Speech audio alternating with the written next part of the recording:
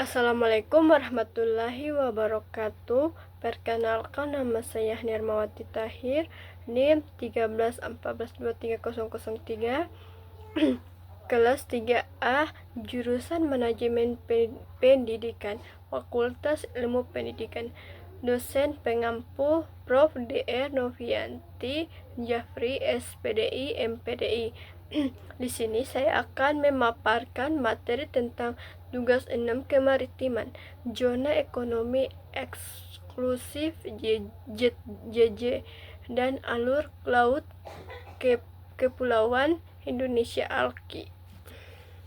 Penerapan prinsip-prinsip hukum internasional dalam Konvensi PBB tentang hukum laut UNCLOS dalam pengelolaan dan pemanfaatan zona ekonomi eksklusif JJ dan alur kepulauan Indonesia ALKI.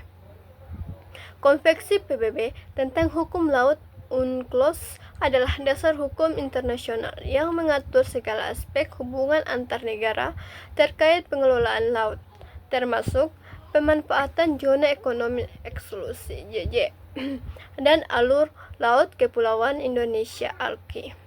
Pengelolaan zona ekonomi eksklusif JJ. Prinsip utama yang diterapkan Indonesia dalam pengelolaan JJ antara lain: 1.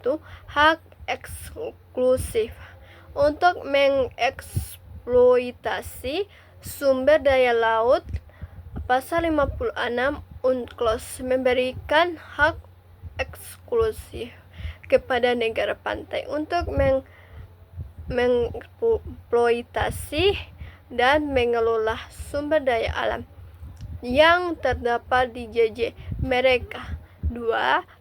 Kewajiban untuk mengelola dan melestarikan sumber daya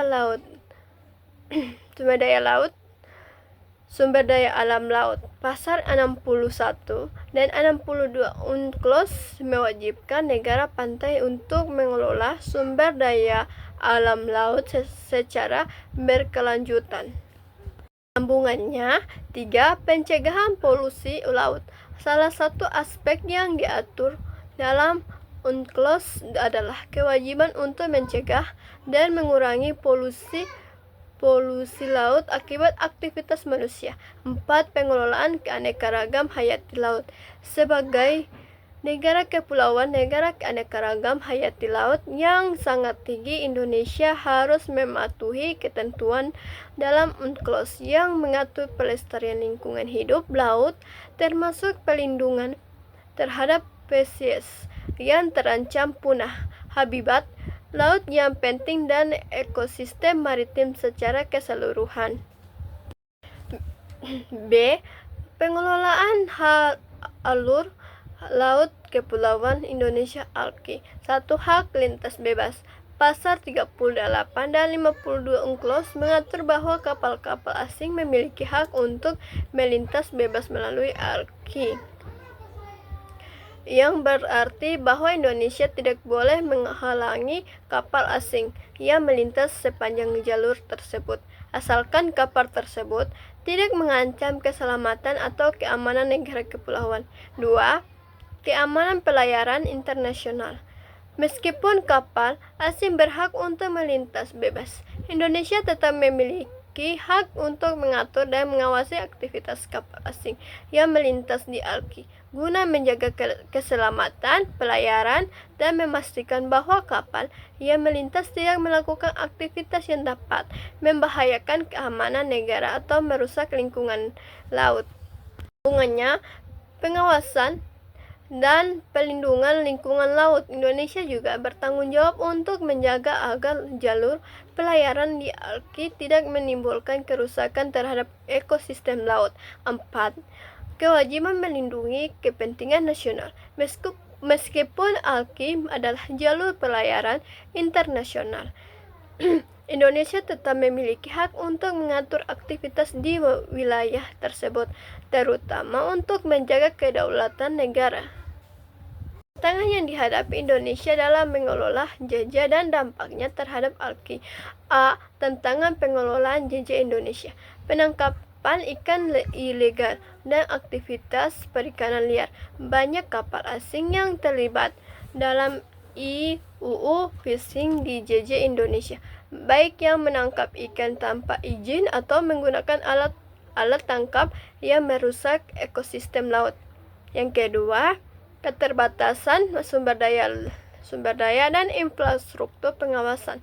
Indonesia menghadapi kesulitan dalam menyediakan infrastruktur pengawasan yang memadai di JJ yang sangat luas. 3.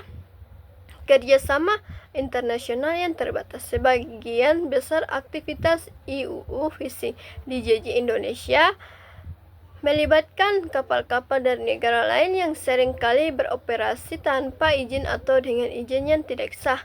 Oleh karena itu, Indonesia membutuhkan kerjasama internasional yang lebih kuat baik dalam hal pertukaran informasi patroli bersama maupun kesempatan bilateral atau multilateral dalam menangani kegiatan perikanan ilegal.